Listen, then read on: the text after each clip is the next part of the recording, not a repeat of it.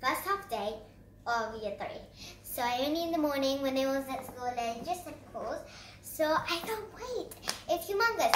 So last year I wanted to do small peak. I mean all the peak challenge. So I guess I will. And I'm going to have lots of fun. I'm going to get a present, which is binoculars for bird watching, which is going to be so fun. I love bird watching, but my favourite thing is reading books. So in this video, I'm going to read book from my Kindle, new Amazon, on my tablet. Here, I'm going to be reading The Secret Lake. I've also got my Timberland boots on. But let's get on with it. So it's called The Secret Lake by Karen Inglis.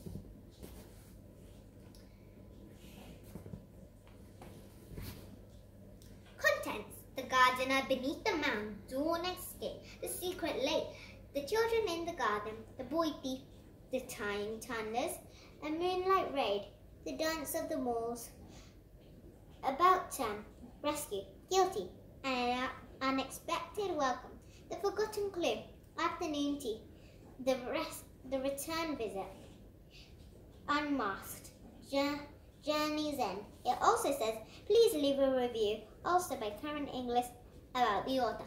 That's just if you're reading it, if you want to know about her. Well, you have an awful knowledge, but you don't need to know. Come and play in the garden of imagination. Let the seeds of your dreams grow and blossom in distant lands and times forgotten. Number 1, Chapter 1. The Gardener.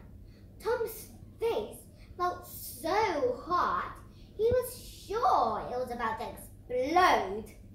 The midday sun beat down mercilessly on his back, and the beads of sweat that had long since formed on his forehead began to itch and tickle.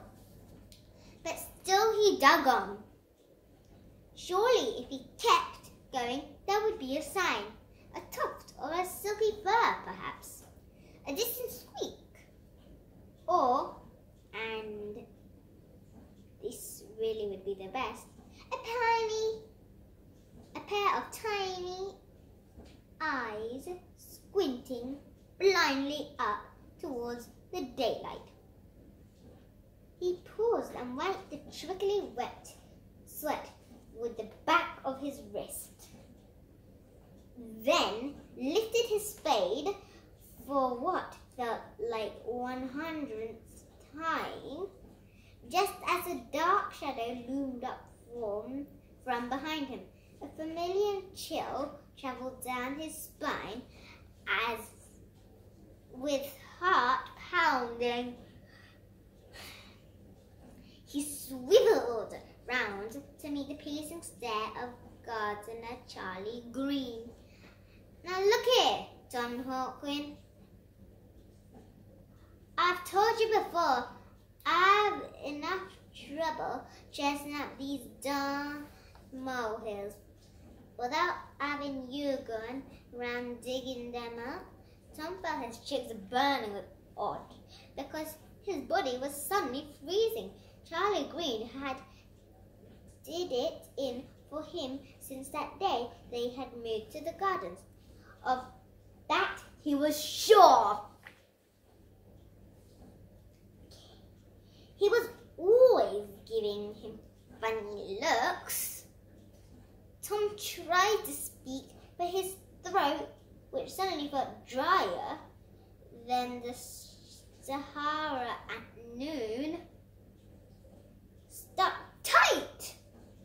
He never had been brilliant at getting out of trouble, just expert at getting into it.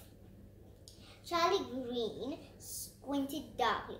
Next time I'll have to tell you her mum, he growled. Now take that rag of yours and Bill. Tom fumbled as he gathered up the corners of his treasure rag. To his relief, Charlie Green hadn't noticed the array of plant pots he had dug up, which now lay scattered in amongst his earth treasure. 3 handsome stones, a piece of broken green bottle, and tatty old purse that he probably belonged to a child's doll. The stones he would keep and place in his box marked Tom's earth treasure, which sat in the grate of his enormous bedroom fireplace. Everything else he would throw back. By the time he opened the small gate separating his parents' small patio garden from the main communal gardens, Charlie Green had already revealed the molehill and was now stomping angry across the lawns towards his chest. Clusters of tiny earth mounds lay scattering all around it. Had been a bad week for moles in West London. Tom's heart still took off every time he entered his first floor bedroom. After his tiny room in their 10th floor Hong Kong apartment, it was a dream come true. His ceiling reached high, like a private indoor sky. The narrow French doors opened into a tiny sun-filled balcony, stood tall as skyscrapers, and on the far wall a magnificent marble fireplace stood even taller than he was. But more important than all of these things was the view. Tom's new room looked out into a vast, rambling garden that stretched as far as the eye could see. The garden, which was shared by all the houses in the square, was filled with clusters of rhododendron bushes and sprawling oak trees whose branches seemed to brush the passing clouds. Tom pressed his nose hard against the French door window and breathed in deeply, still wondering about Charlie Green. Then, through his clouds of warm light on the glass, he saw a small dog shoot out from the cluster and widened Tom at the cluster of trees and raced across the lawn towards the houses. Slowly, Tom's mouth widened into a grin. "I don't believe it. Still," he yelled at the top of his voice, "Harry's back!"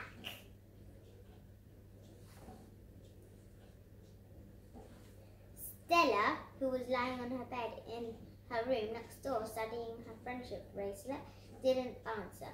With her iPhone music on full volume, she was busy hoping that her friends back in Hong Kong who would all be asleep by now, had thought about her today. She also happened to be crunching her 5th fruit pole of that day. Lime green flavour to be precise. That's the end of this chapter. Bye! I might even read more of The Secret later. I can't wait if we do. Bye!